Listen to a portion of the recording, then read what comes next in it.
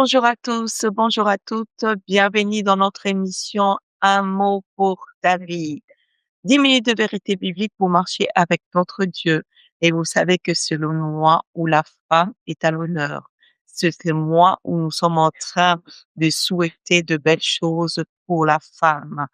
Donc, qui est reconnue sa présence, qui est reconnue les capacités, qui est reconnu tout ce que Dieu a placé dans la femme. C'est dans ces mois de mars. C'est pourquoi tout le mois de mars aussi, nous allons parler de toutes les thématiques, pas tout, hein, quelques thématiques au propos de la femme. Je me rappelle encore la semaine dernière, nous avons parlé sur la femme et la soumission. Et cette semaine, le mot qui va nous accompagner, c'est la femme et la propriété. Alors, prions. Seigneur, nous te remercions, nous te bénissons pour ces privilèges, pour cette semaine que nous débutons avec toi, Seigneur.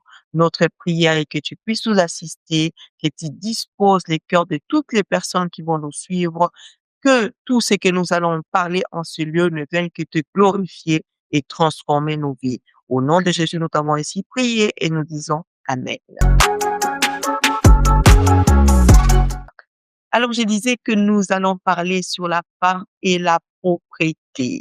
La propriété, quelque chose, bien aimé, ou un comportement qui fait du bien, d'abord pour la personne qui le pratique, mais aussi pour l'environnement et les personnes qui sont tout autour de nous. Alors, une femme est égale à la propriété. La femme est obligée d'être propre, car Dieu même demande à ce que la femme puisse être propre. Dieu aime lui-même la propreté. Notre Seigneur aime la propreté. Alors nous allons lire un verset de la Bible qui nous parle.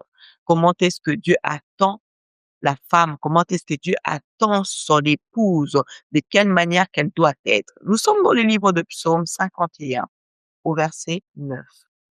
La Bible dit, purifie-moi avec l'hysope et je serai pur.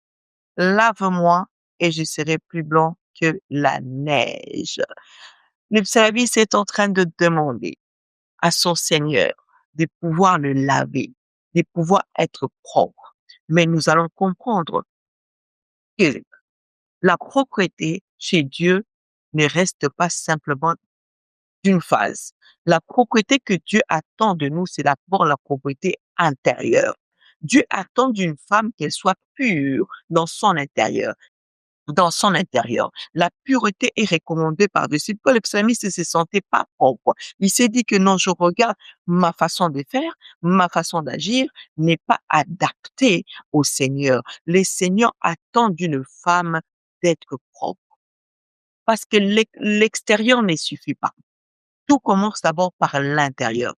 Lorsque l'intérieur de la personne est propre, tu verras que l'extérieur aussi va suivre. Parce que tu peux être qu'une personne qui s'habille proprement, qui se parfume très bien. Mais si dans ton intérieur, on retrouve des traces de choses que Dieu n'aime pas, directement, tout ce que tu as embelli ton extérieur ne compte plus. Quand je parle de traces, on voit une femme propre, mais c'est une femme méchante. C'est une femme lorsqu'il est en train de parler, lorsqu'il est en train d'échanger avec les autres, on sent la méchanceté dans cette personne-là. Là, je te demanderai de pouvoir utiliser, appliquer ces versets de psaume qui parlent encore 51 verset 9 qui parle, qui demande à ce qu'il puisse être lavé de l'hysope pour qu'il soit plus blanc que la neige. Parce que lorsque tu es méchant, que tu sois bien habillé, que tu sois bien parfumé, que tu sois bien coiffé, tout cela tombe à l'eau. Tout cela n'a plus d'importance. C'est pourquoi la pureté que Dieu aime dans la femme, c'est d'abord la pureté de son cœur, la pureté de son intérieur, là où on recouvre, là où on retrouve la trace que non, dans cette femme qui est bien habillée, dans cette femme qui est bien vêtue, on reconnaît que Dieu est avec cette femme. Parce que là où il y a la saleté, Dieu n'est pas. Dieu n'habite pas, Dieu ne cohabite pas là où il y a la saleté. Et la saleté que nous voyons ici, la saleté que je repère ici, c'est le comportement. Parce que je parle aujourd'hui, nous débutons avec quoi? La propriété de l'intérieur, la propreté de Dieu. Dieu voit surtout la propreté de l'intérieur. Lorsque ton intérieur est propre, lorsque ton intérieur est adapté à la pensée de Dieu, bien-aimé, tu vas sortir, tu vas dégager, tu vas sentir bon. En toi, on va retrouver la bonne femme. En toi, on va retrouver cette femme vertueuse, cette femme que les gens vont apprécier parce qu'on voit seulement la douceur en toi. On voit seulement, oh, bien aimé, c'est ta manière de parler, ton approche avec les autres, ton approche avec ton marchand. Quand tu vas peut-être à la boucherie, quand ton boucher te voit, tu dis, Madame, souris avec beaucoup. Et c'est agréable, bien aimé. On doit retrouver la trace de la propreté dans la femme. Femme, c'est en moi. Femme, il y a des choses aussi que nous devons réajuster. Il y a des choses que nous devons revenir. Il y a des choses que nous devons prendre en compte pour que lorsqu'on arrive dans ces mois de mars, quand on veut parler de nous, on commence à identifier, oui, c'est réellement, on doit donner ces privilèges, on doit donner cette opportunité. Oui, les femmes ont revendiqué leur droit de la femme est adapté parce que dans la femme, on retrouve quoi? La propreté du cœur. C'est pour, oh, bien-aimé, adaptons-nous à arranger déjà notre intérieur. Ton intérieur doit être propre. Ton intérieur doit être propre pour que tu puisses rayonner de cette beauté extérieure. C'est-à-dire, on peut voir une belle femme et on se pose la question, mais pourquoi cette femme est belle, mais il n'arrive pas à trouver quelqu'un tout autour de lui? Bien-aimé, il y a aussi parce que bien de fois, il faut qu'on analyse, on examine. Tu remarqueras que cette femme n'a pas cette propreté quoi de l'intérieur parce que c'est une femme lorsqu'elle parle aux hommes, lorsqu'elle s'approche aux hommes, les hommes se posent la question, mais pourquoi son extérieur ne concorde pas à son intérieur? La beauté intérieure ou bien la beauté intérieure est remplie quoi? Des saletés. Des saletés. L'apparence extérieure ne compte pas. L'apparence extérieure n'identifie pas la propriété. Ce qui identifie que toi, tu es une femme, ton intérieur est propre, c'est ta façon, c'est que tu dégages, c'est que tu sors de ta bouche, comment tu t'exprimes, comment tu te comportes. C'est ton intérieur, ça vient de l'intérieur. Tout acte posé extérieurement est une pensée. Or, la pensée est dans nous, est dans notre intérieur. La pureté intérieure, bien-aimé, s'adapte avec toutes les intentions.